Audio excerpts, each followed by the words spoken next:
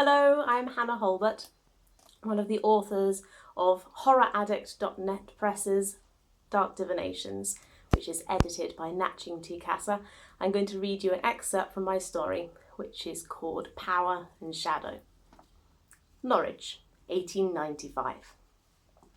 More tea, Flora? I ask, fingers poised near the pot. Yes, please, Adeline, my dear. She held out the floral saucer with a cup set in the centre.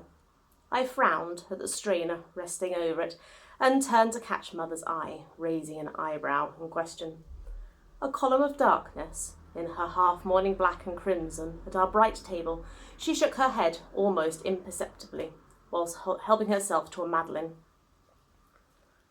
I reached across the dish of sugar cubes and trickled red-brown liquid from the spout, with a wisp of perfumed steam. Flora smiled boldly as she thanked me. My cheeks glowed at her attention. She removed the strainer and set it back onto its dish, turning to Selina as though I had vanished. The warmth drained from me. I focused on stirring my tea. Conversation was light and punctuated with giggles between Rosina and Millicent across the table. A twist of envy at their closeness gnawed at me for a moment. I attempted to engage Selina in small talk, but she was too busy twitching her gaze about the parlour like a nervous mouse. I tried not to hold it against her that she wore her heart on her sleeve, so her apprehension built a wall between us. I told myself I was used to walls. I raised the cup to my lips. The steam carried the fragrance of earthy bergamot and fresh lemon. I inhaled, collecting myself. Well, ladies, Mother said, her deep, sombre voice slicing through the joviality. Shall we begin? Our eyes flickered about the table. Sunlight spilt in through the large window, diffused softly by the voile billowing on a draught.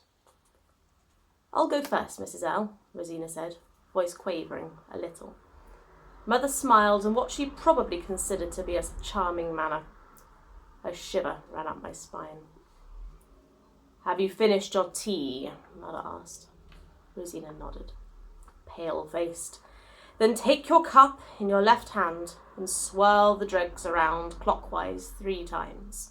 Like this. Mother demonstrated with her own cup. Rosina mimicked the motion, staring at Mother.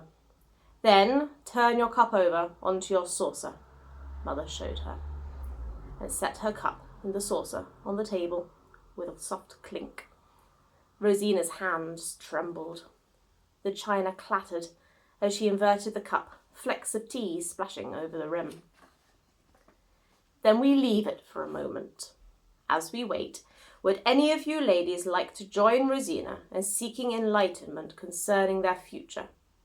That is why we are here today, is it not?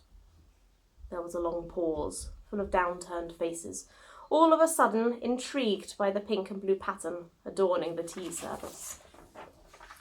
I will, Millicent said at last, full of forced bravado as she blindly followed her friend's lead.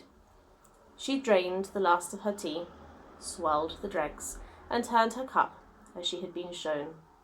That left Flora, Selina, and myself. You're not curious? Mother asked, turning first to Selina and then to Flora across the arrangement of peonies at the centre of the table. The direct challenge broke Selina's resolve. She raised her cup with quivering fingers and twisted it awkwardly. Flora, however, returned Mother's steely gaze. My lips curled into a grin despite myself. I raised my serviette to cover my mouth before Mother noticed. Very well, Mother dismissed Flora, but I winced at the displeasure in her tone. She reached for Rosina's saucer, which the girl passed over the cucumber sandwiches. Mother lifted the cup, nested it in her palms, and peered inside. Her thin lips twitched as she studied the remaining leaves.